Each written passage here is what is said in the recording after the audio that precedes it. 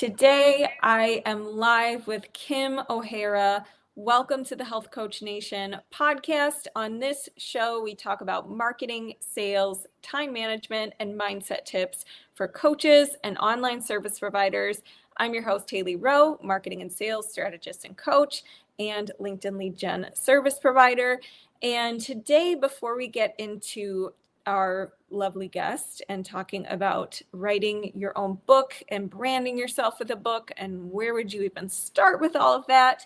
I just want to share that you can grab my free weekly planning system to help you get more sales over at haleyrowe.com/time planning. It's all one word.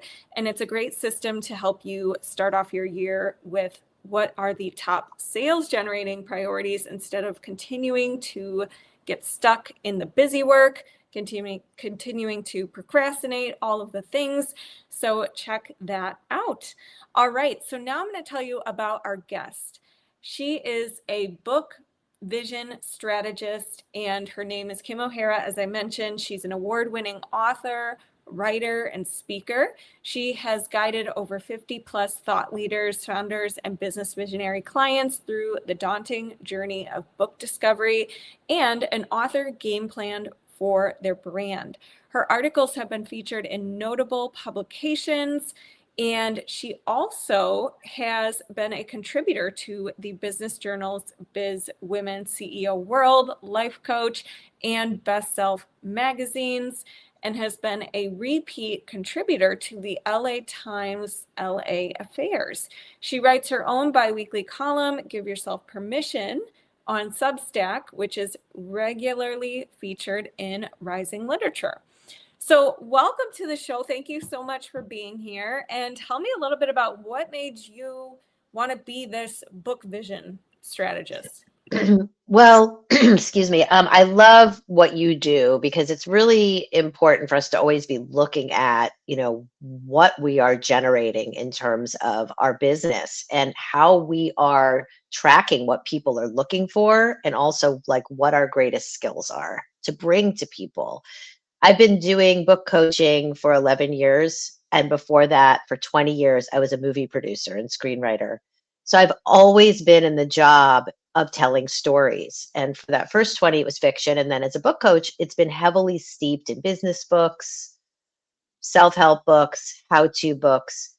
And recently, in the last year with the book Vision Strategist, that came to me through my own clients who said to me, you really help us with the vision. You really help us to see why we're doing this. You help us to understand the passion behind all the time that we're going to put into this book. You talked about your helping tool for people with time. Writing a book takes a lot of time. And if you're going to put a lot of time into it, you want to make sure it's something that you're going to want to talk about a lot. And if you're going to talk about it a lot, kind of want to know how that's going to generate you either directly income or indirectly. And so I really felt in the last year that for me, it was the beginning piece. It was the sitting down and spending, a good first 5 or 6 hours with someone to understand what their book's about, why they're doing their book, and then kind of make sure they write that first draft, because that's the hardest thing to get out. I say without a book, there's, you can't talk about a book if there's no book. And then from there, they can go on to other resources that I help them with, like editors and all that kind of stuff. But I feel like I've put my little hands all over their creation and, that it's going out in the world in a professional way. Yes. And I'm sure that one of the questions you get, because this is something that I see as a theme, is so many coaches and service providers have a lot of passions, a lot of topics, a lot of interests, and they may struggle with what topic should I pick for my book? What is the most on brand? What's going to be the one that people want to read the most? How does someone go about deciding, like, where should I even start with thinking about a topic or where I'm going to go with this book? That's an excellent question. And the vision comes from really what lights you up and what is lighting other people up. What is the pattern that you're starting to see? Someone is saying to you, I love when you speak on X, or I really appreciate your expertise here. and you start to realize you have this body of work that you want to share. What makes people stumble before they even begin is that they don't trust it's enough. They're like, well, that might not be enough to talk about. So I'm going to throw in these 17 other things that I'm also good at. And now the book is this convoluted mess. It's everything in the kitchen sink. And that loses readers. It- Something I like to explain to people when they want to do that is a book is only 200 pages, maybe 300, which is too long for self help. But by the time they get done with that 200 pages, what's the one thing, one one thing you want them to really remember, because they're going to read 10 more books after they're done with your book, and you want something lasting, right? And that's hard to do if you're putting too much in your book. Yes, I see the same thing when I read client newsletters. Sometimes they try to cram everything they ever wanted to say to their audience in that one newsletter, and then the message gets completely distilled because it's like, well, hold on, you're telling me about this event you're doing, and then you're telling me about this recipe of the week, and then and it's like, Right, it's whoa, like a what's going on? franticness to get it all Yes. in, and it's like you lose Yeah. people, right? Right. And so I think you bring up a good point that a lot of times that comes from, oh my gosh, it's not going to be enough. How does somebody who feels like, well, who's going to want to read a book from me? Like I'm not enough, or I need more experience first. At what point do you think someone should write a book, and how do you conquer that limiting belief? That's a great question, because generally when people come to me to write a book, it's been between 5 and 20 years that they've been having the book speak to them, and they've been ignoring the voice. It's generally, if a book keeps knocking, it's not going to stop until you answer the door. And I like to say that there's a lot of people that'll never want to write a book. Those are those people. And then there's the people that want to write a book. And so you have to go forward first with your desire. There are a lot of professionals like myself, and there's other capable professionals that are there to help you do all that shaping of your writing and of your voice. You will not just go out and vomit on a page and go right to print. It never happens. There's so many iterations. So of course it's natural to think like, why does anybody want to hear from me? What do I really have to say? How am I even going to do this well? By the time you start to get into the process and you realize how much work a book is, and it's gratifying and it opens you up, and you see all these other paths in your life, and you have a voice and you realize who you are, you're so psyched, and you've put in so much time and money, you stop having those thoughts, because at this point you're in it to win it. Like you can't even stumble anymore. Yeah, I love that. Yes. What about once you have a book? How does it elevate a brand? What can you do with it? Tell me a little more about that. If anybody's interested in doing like a TED Talk, even if it's like TEDx, one of the smaller venues, or you are interested in doing like the big TED, generally those people have books or are thinking about writing books, or have like a message that they've been branding that is inevitably going to be a book. And it's really it's a way of saying, what I have to say is so important that I need to get it out to millions of people. There was a money, I don't know if I'd call him a coach or a guru, this guy, John DeMartini, and he's written like 40 books or something. And I saw him speak in LA. He's sort of like a Tony Robbins-ish kind of guy. And he talked about how he writes books, or he does certain programs, or he creates products based on the like 100x factor. I think it was 100. Like he doesn't want to just serve 10 people. He wants to serve hundreds of thousands of people. And the best way to do that is with a book. Yeah. And it can really open up doors for speaking opportunities. As you said, a lot of times the speakers will have books, or they'll get paid more if they have a book. And it gives you almost like a lead magnet. So one of the things we talk Yeah. about in business is having some way to give free value up front to grow your email list. However, a book, obviously you can still use that as a way to give value up front and nurture and then maybe lead into your bigger ticket items and things like that. Have you seen that? That's right. Oh, all the time. I mean, people, when they come to me, I will always say to them, and they won't have it when they come to me. And I'll say, what's your system? Like, what's your process? Like, what are we trademarking? What are we branding? What are we saying that they're going to get so that they can then go to your website and they can see an offering that's either like a workshop or an online course that is matching that same title or that same brand. Like you're building like a media stream, right? Of places, different entry points where people can tap in. And people have said to me, they said, well, should I just do like a downloadable PDF on the website? Nobody wants to download a PDF on a website. People want to go to an audiobook. People are like now trained that they want like the real deal. They want your book on Spotify.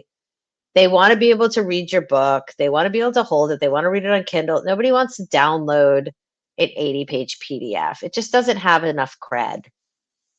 Yeah. Okay. So having that gives you that extra bit of credibility.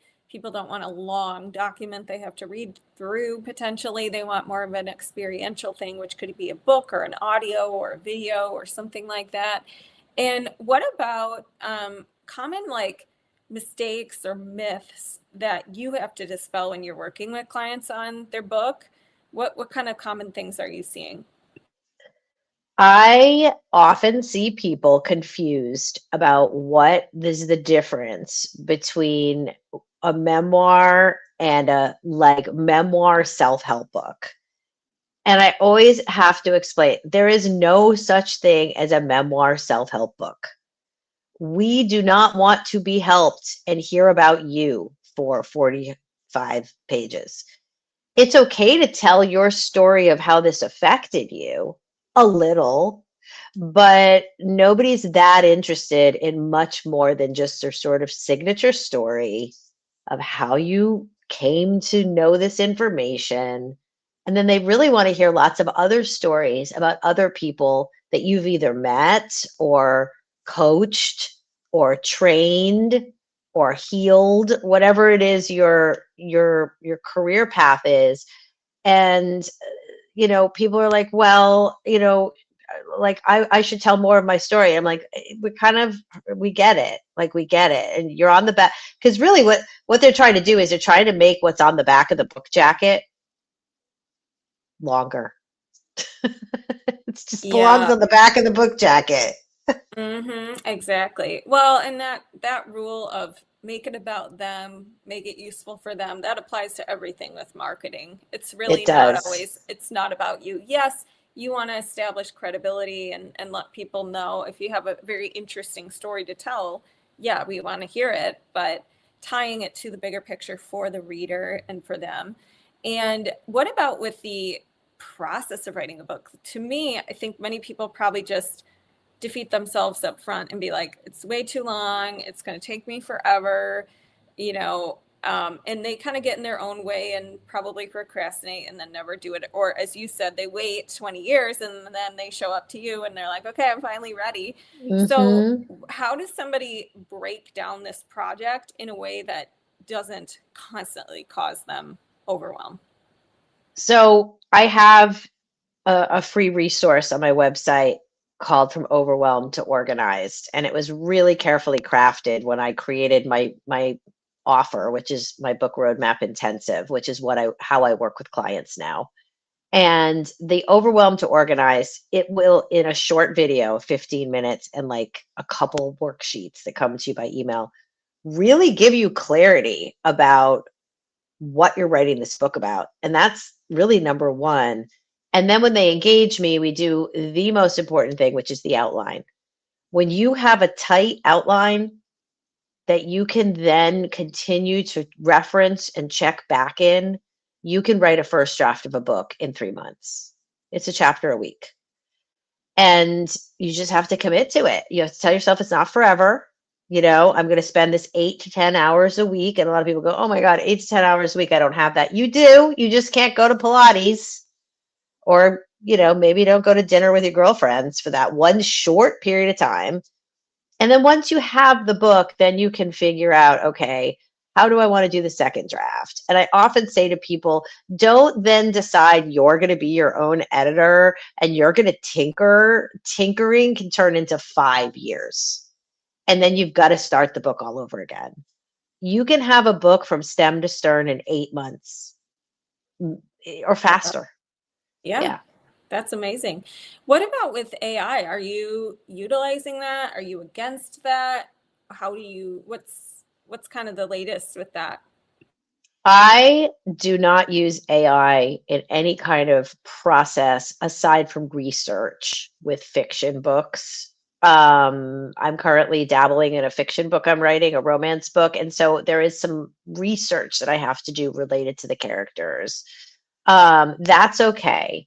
I did a test and I tried to run an outline I had done for a client, which is like a in-person 5-hour verbal exchange through ChatGPT to see what ChatGPT thought.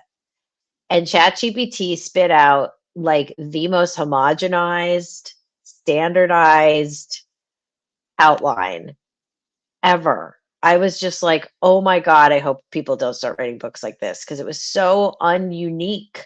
And sure, you can get to know your chat GPT and you can start saying, can you zhuzh this up? Can you make this more personalized? And it could work. Like with enough work, it could work for you. But why wouldn't you just do the work? Why would you do it? It just doesn't make sense to me. I think it's great for research, but I don't, and I think it's good for LinkedIn posts, but I do think you do need to go in and add your own personal voice. Right. Yeah. And why are people reading your book? They want to know your unique take or your That's advice. right. Yeah. So if they wanted ChatGPT's advice, they go to ChatGPT and say, hey, can you give me advice about blank? And I think we can, as you said, use it as a tool to Hmm. enhance the journey, but still putting your creativity in there and what makes you stand out. And what about with publishing? Because I've had actually a couple different guests I've talked to throughout the years, and some are really into self-publishing your own book, and others have publishing deals. So, can you tell me the difference between the two and kind of what you've done in the past?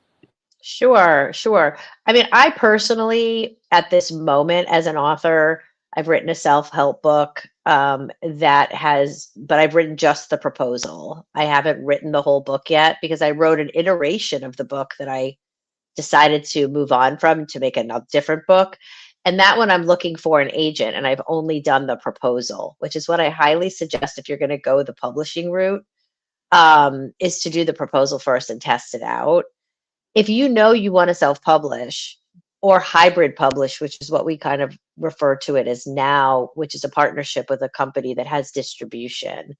Really, the goal is what is the experience you want to have? How many collaborators do you want to have? Which is what traditional publishing is going to be. How much time do you want to wait? Which is a long time for traditional publishing.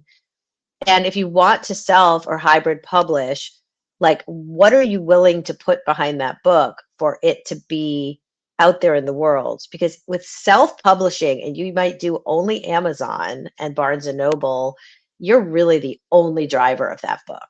You are not a distributor.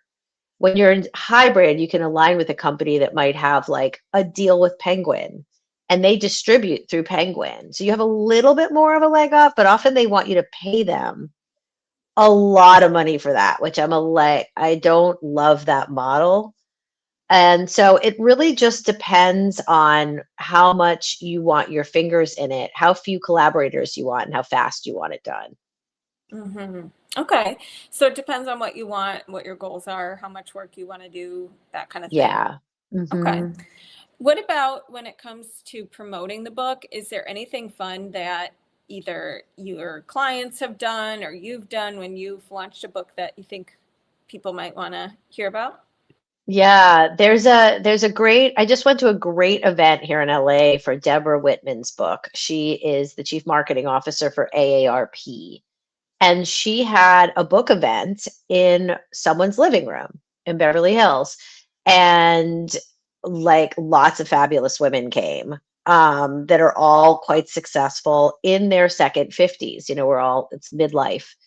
And it was casual and fun, and just had conversations with people. And she spoke, and someone interviewed her, and it was really like light, and it was really, and like I really believe the wave of book success is going to come from these more organic connections and these salons. I feel like we're going back to the salon, we're going back to the living room, we're going back to where a group of women can spread the word for you and really help your book go. Now, I'm not precluding men. This can happen for men too, and it can happen in co-ed environments as well.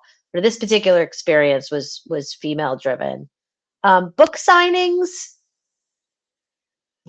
you know, I think if you're a big name, a book signing matters. If you really just don't have a big name, you're just trying to kind of get 17 of your friends to come. And I just think it's a lot of work for not a lot of play.